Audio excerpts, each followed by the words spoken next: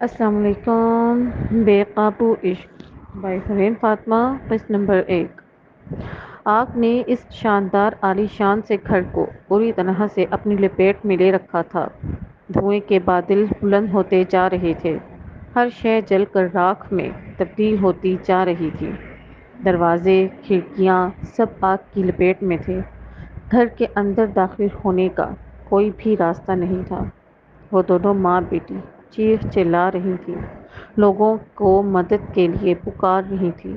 سب پاس کھڑے تماشائی بنے کھڑے تھے، کسی نے بھی آگے بڑھ کر ان دونوں ماں بیٹی کی مدد نہیں کی تھی۔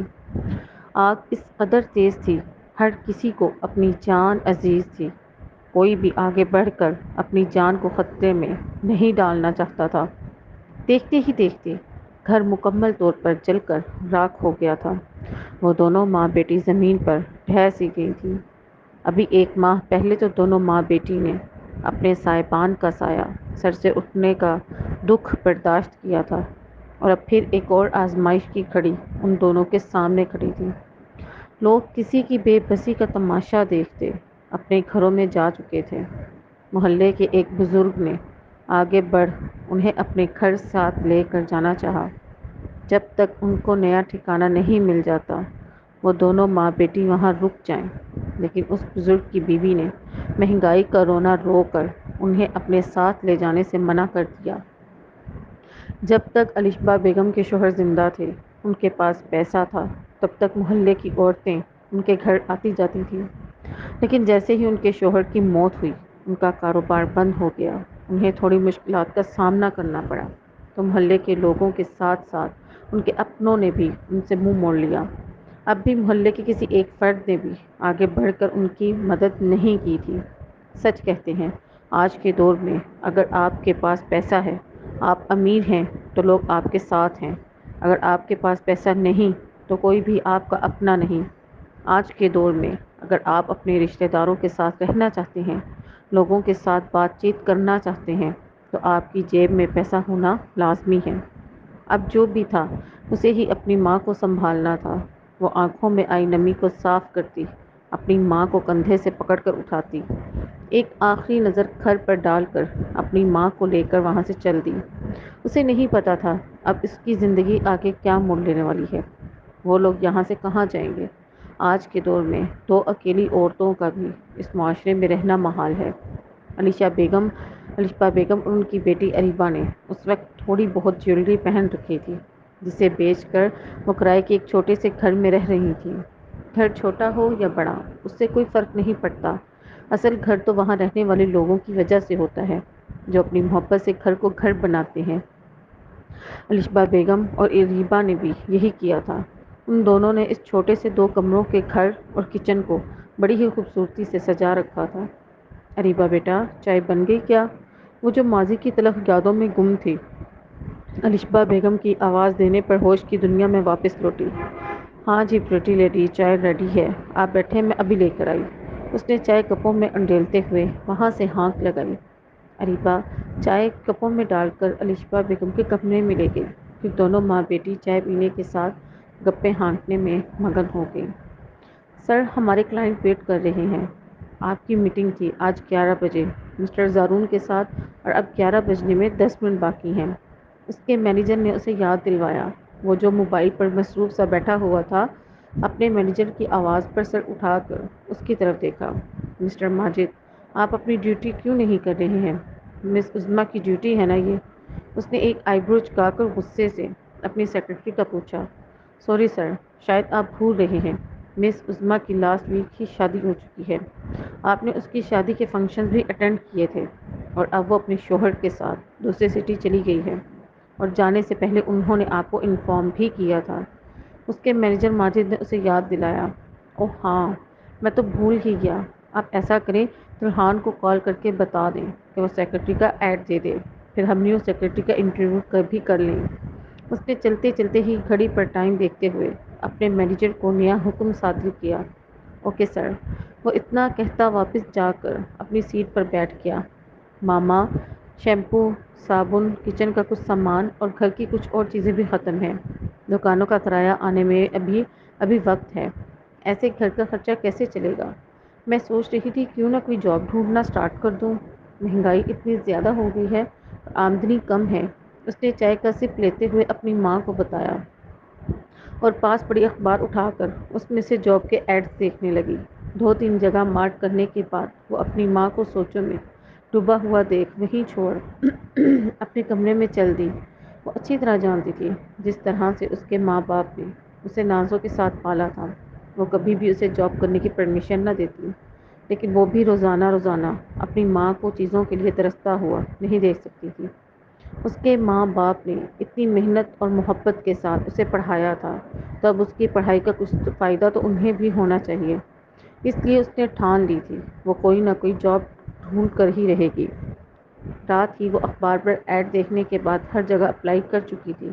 اب کچن میں کھڑی پراٹھے بنا رہی تھی جب الشبا بیگم اس کا موبائل پکڑے کچن میں داخل ہوئی۔ اریبہ بیٹا، یہ لو تمہارا موبائل، کب سے بج رہا ہے؟ الشبا بیگم نے اس کا موبائل اسے پکڑایا۔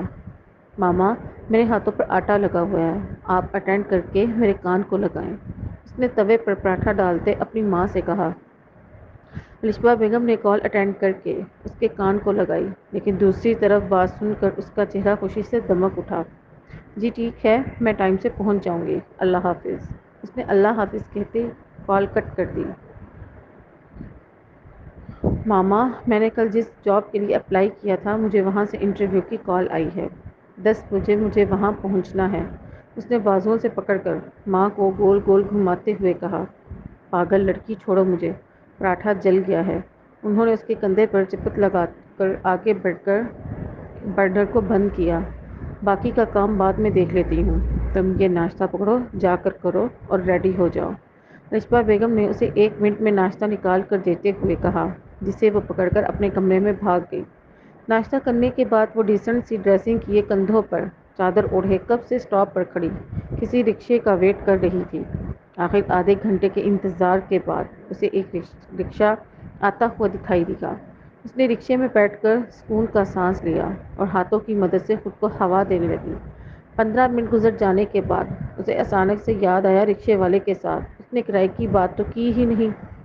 بھائی خانزادہ انڈسٹریز تک جانے کا کتنا لیں گے آپ؟ اس نے رکشے والے سے پوچھا۔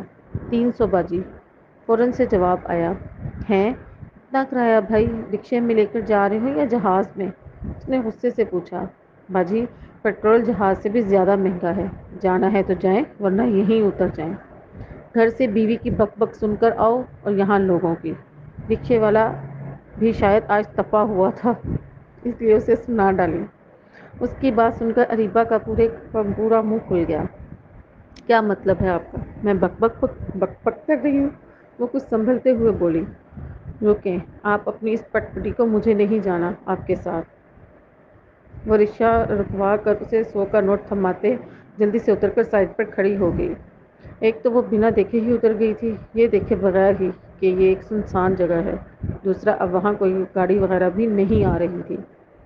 وہ وہاں موجود ایک پتھر پر بیٹھے اپنی فر فر چلتی زبان کو کوس رہی تھی، تبھی اسے دور سے آتی ایک گاڑی دکھائی دی۔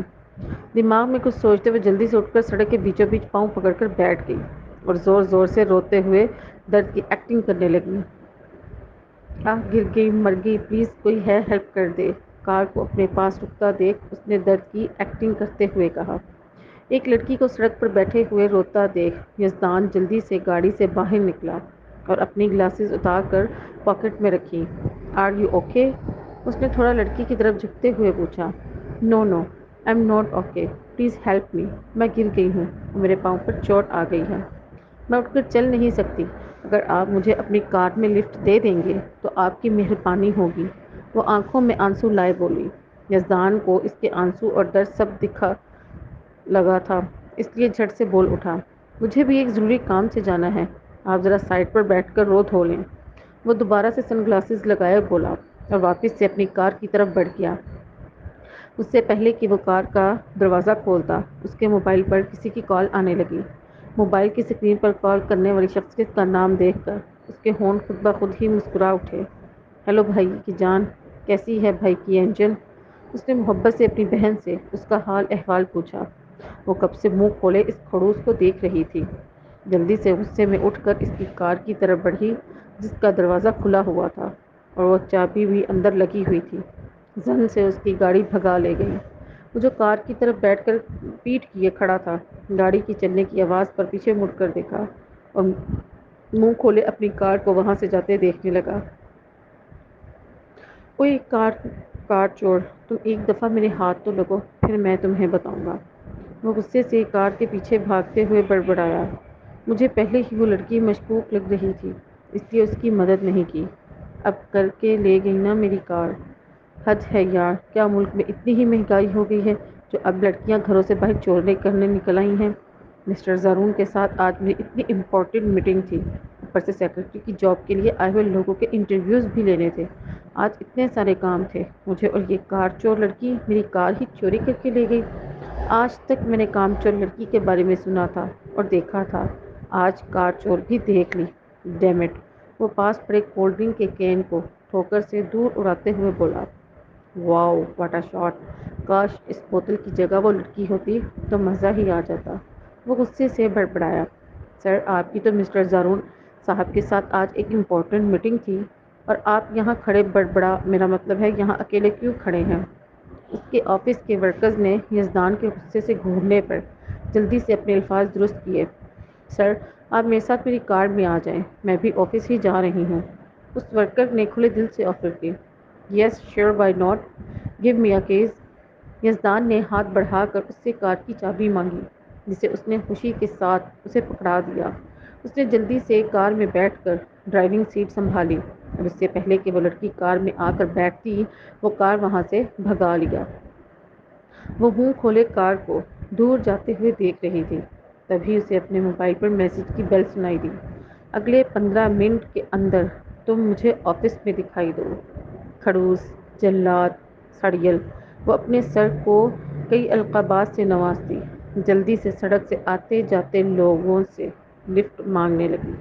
اب اس کے سر نے آرڈر دے دیا تھا تو مطلب اسے اگلے 15 منٹس میں آفس پہنچنا ہی تھا۔ نیکسٹ ایپیسوڈ آپ لوگوں کے رسپانس پر پوسٹ ہوگی۔ پلیز پوری ویڈیو دیکھا کریں اور چینل کو لائک سبسکرائب بھی کیا کر دیا کریں۔ خوش رہیں، سلامت رہیں۔